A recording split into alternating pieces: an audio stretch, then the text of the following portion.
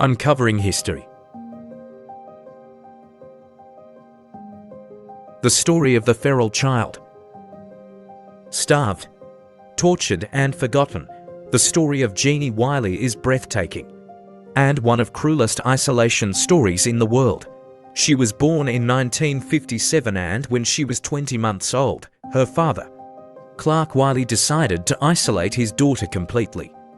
Genie had been isolated in a small room, starting at the age of 20 months until her discovery at 13 years old.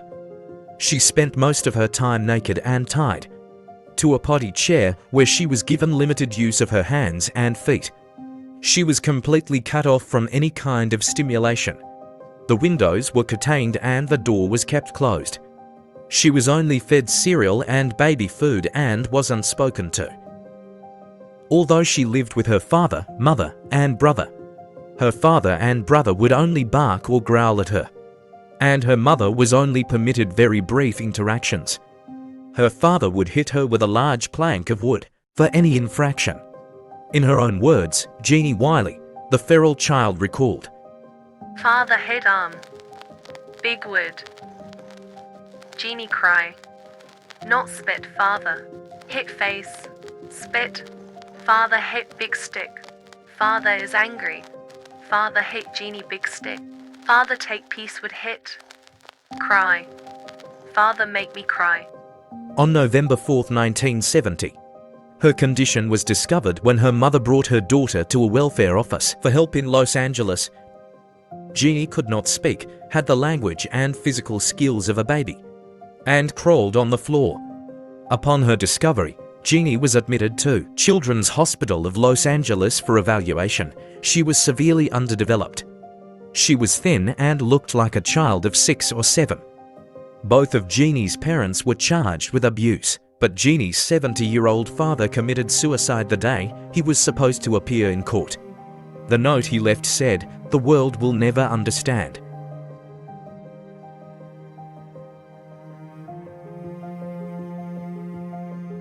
In 1970, Genie studied, and the resulting case study is known as the developmental consequence of extreme social isolation. She was under the care of Dr. David Rigler at a children's hospital in Los Angeles, which is where she celebrated her 14th birthday. After months, she showed great progress. She learned to use the bathroom she'd never been taught, and she learned to make noises to signal things she wanted. Genie learned to be more affectionate. She began hugging people she liked in the hospital. She learned how to smile. By age 18, Genie was able to communicate with sign language. Resources for tests and donations for her care became less frequent, and she was placed with a series of foster parents. Genie's mother regained custody of her when she turned 18, but like many others, she returned Genie to the care of the state. Sadly, switching between foster homes and changing locations created more turbulence and stress and stopped Genie from getting better. She lost much of the progress she'd gained during treatments. Today, Genie Wiley's whereabouts are unknown, though. If she is still living, she is presumed to be on a ward of the state of California. Living in an adult care home, as of 2023, Genie would be 66 years old.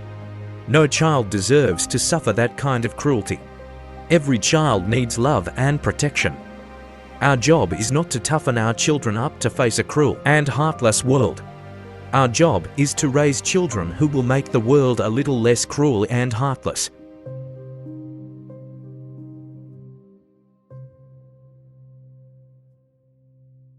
Subscribe for more amazing stories.